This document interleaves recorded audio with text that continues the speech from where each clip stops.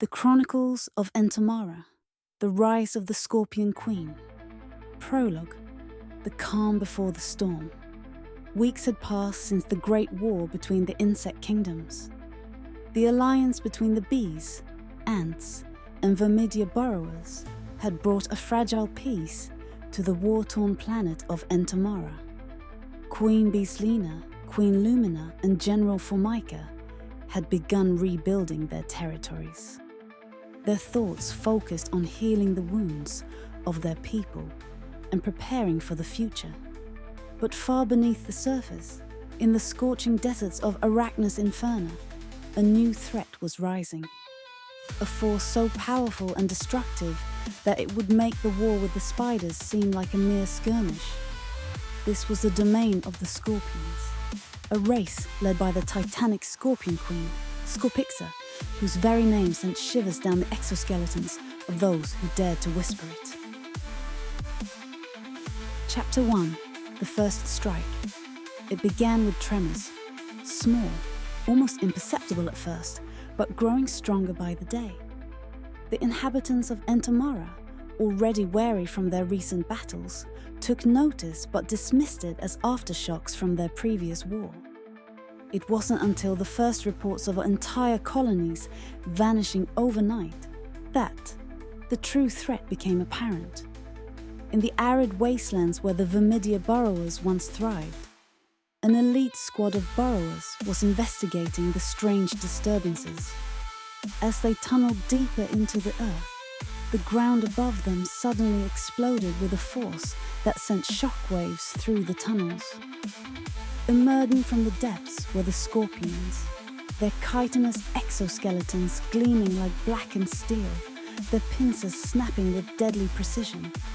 Leading them was Queen Scorpixa herself, a colossal figure with a body as large as 10 vermidian burrowers combined, her stinger dripping with a green, acidic poison that hissed as it hit the ground.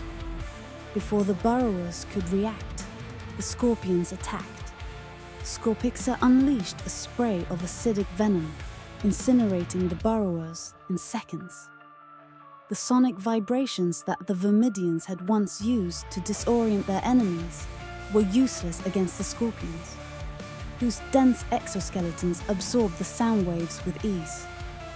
Within minutes, the entire vermidian squad was annihilated, their tunnels collapsing behind them as the scorpions moved forward. Chapter 2. The Gathering Forces. The news of the vermidian burrowers' destruction reached Queen Beeslina and General Formica at the hive of Celoptera.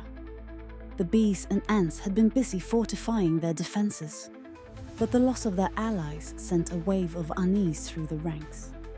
"We cannot underestimate this new enemy," Beeslina warned, her wings twitching with agitation. "If they can defeat the vermidians so easily, we must prepare for the worst." General Formica, always the strategist, called for an emergency council with Queen Lumina, who had survived the initial attack but had lost many of her people. The once great Vermidia kingdom was now in shambles, its tunnels overrun by scorpions. "They are unlike anything we have ever faced," Lumina said, her voice heavy with sorrow. "Their exoskeletons are nearly impenetrable, and their venom, it destroys everything it touches." The council decided to unite their forces once again. The bees would use their aerial advantage, the ants would form the front lines, and the remaining vermidian burrowers would try to destabilize the ground beneath the scorpions. But even as they planned, they knew the odds were against them. Chapter 3. The First Battle. The first encounter with the scorpions took place in the lowlands, where the ant colonies had established their forward defenses. General Formica led his troops with unwavering determination, the hybrid ant riders at the forefront, their bull ants' mandibles dripping with acid. As the sun set, casting long shadows over the battlefield, the ground began to tremble. The ants braced themselves, weapons at the ready. Suddenly, The earth erupted as the scorpions emerged from below, their pincers slicing through the air with terrifying speed. The ants fought valiantly, their acid-spitting bull ants managing to wound a few of the smaller scorpions. But it wasn't enough. The scorpions' thick exoskeletons repelled most attacks, and their own venomous spray incinerated entire squads of ants in seconds. Despite their best efforts, the ants were forced to retreat, their lines broken and their numbers decimated. General Formica himself faced off against a particularly massive scorpion, its pincers snapping inches from his face. With a swift movement, he plunged his spear into the creature's underbelly, the only vulnerable spot he could find. The scorpion let out a deafening screech and recoiled, but not before striking Formica with its stinger. The general staggered back, his vision blurring as the venom began to take hold. But he refused to fall, rallying his remaining troops to cover the retreat as the scorpions overran their position. Chapter 5: The Turning of the Tides. The war between the insect kingdoms had raged for weeks, and the once vibrant and lush world of Entomara was now a scarred battlefield. The remnants of Queen Baselina's forces, the last hope for the bee colony, had retreated to the fortified mountain fortress. From this stronghold, they watched the land below being torn apart by the relentless Scorpion Queen and her terrifying army. Queen Titania, ruler of the bull ant warriors, had arrived to aid Baselina's forces. The bull ants were among the fiercest warriors in Entomara, known for their enormous mandibles and their ability to spray a corrosive acid that could melt through anything in its path. Titania herself was a commanding figure, her red and black exoskeleton gleaming in the light, her ant-like head crowned with powerful mandibles that reflected her authority. But despite their strength and numbers, the tide of battle had turned against them. The Scorpion Queen's forces were nearly unstoppable, their impenetrable exoskeletons shrugging off all but the most powerful attacks. The scorpions had driven the Vermidian burrowers, once allies of the ant forces, deep underground, forcing Queen Lumina and her remaining followers to flee to the planet's core, where no other creature could reach them. Chapter 6: The Final Stand.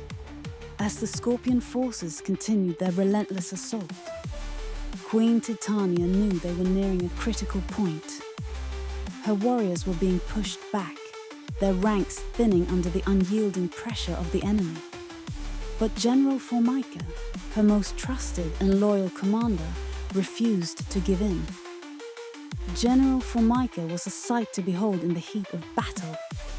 His humanoid body, covered in a tough red and black exoskeleton, was battered and scarred, but his spirit remained unbroken. His ant-like head, with its large segmented eyes and twitching antennae, surveyed the battlefield with unwavering focus. He wielded a spear in one hand, its tip glowing with the acidic residue that had felled countless foes. The ground shook as the Scorpion Queen herself approached, her massive form leading an elite squad of scorpion strikers. These warriors were larger and fiercer than the others, their pincers and stingers glistening with lethal intent. Their exoskeletons were nearly impenetrable, and they advanced with a single purpose: to kill Queen Titania and break the bull ant forces once and for all. Chapter 7: The Sacrifice of Loyal Warrior. Seeing the imminent danger, General Formica made a split-second decision. He ordered his remaining soldiers to fall back and form a defensive line around Queen Titania. The ant warriors hesitated, unwilling to leave their leader, but Formica's commanding voice cut through the chaos. "Protect the Queen!" he roared, his mandibles clicking with determination. "I will hold them off." With a powerful leap, General Formica launched himself into the fray, meeting the scorpion strikers head-on. His spear flashed as he struck out, aiming for the few vulnerable spots on their armored bodies. Acid hissed as it made contact, burning through the exoskeleton of one scorpion, but the others pressed forward. The Scorpion Queen watched with cold, calculating eyes as Formica fought with unmatched ferocity. Despite the odds, he managed to hold the line, his spear a blur of motion as he parried and struck. But the sheer number of enemies was overwhelming. A scorpion's stinger lashed out, striking him in the side. He faltered but did not fall. Instead, he drove his spear deep into the creature's body, pulling it down with him as he dropped to one knee. Queen Titania, watching from the defensive liner, felt a pang of despair. She could see that Formica was gravely wounded, yet he continued to fight, refusing to give in. The scorpion strikers closed in, pincers snapping and stingers poised to deliver the final blow. With a final desperate effort, General Formica hurled his spear with all his remaining strength. The weapon flew true, piercing the lead scorpion's eye and driving deep into its brain. The creature shrieked and collapsed, but even as it fell, another scorpion struck, its stinger plunging into Formica's chest. The general's body shuddered, but his eyes remained locked on the queen he had sworn to protect. With his last breath, he whispered, "For the queen, for Entomara," and then he was still. Chapter 8. Retreat to the Mountains.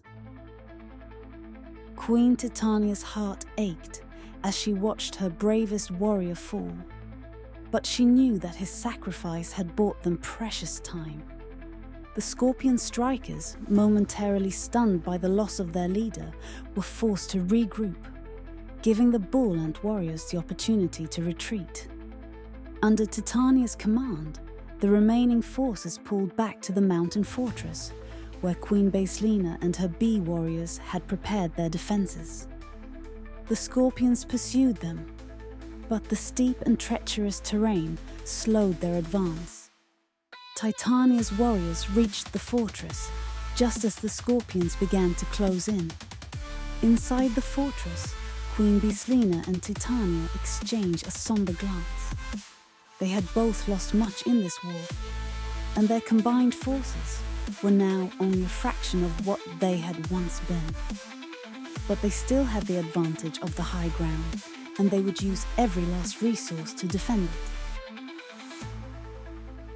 Chapter 9. The Fall of the Vermidians. Meanwhile, deep within the planet's core, Queen Lumina mourned the loss of her kingdom. The Vermidians, once proud and ancient, had been decimated by the scorpion forces. Only a few had managed to escape to the core, where the intense heat and pressure made it impossible for any other creature to follow.